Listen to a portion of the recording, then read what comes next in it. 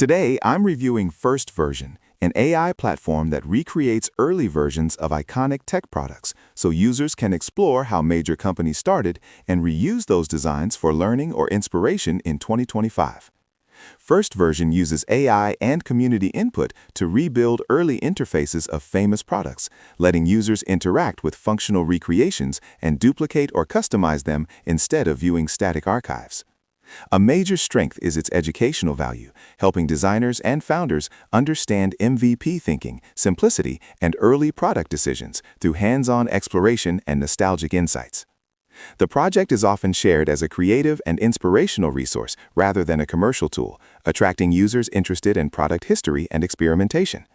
Community traction shows strong interest from designers and founders, positioning FirstVersion as a niche but well-loved inspiration platform rather than a mainstream dev tool. Because it focuses on historical recreations, its direct use for modern product building is limited, and available products depend on ongoing community contributions.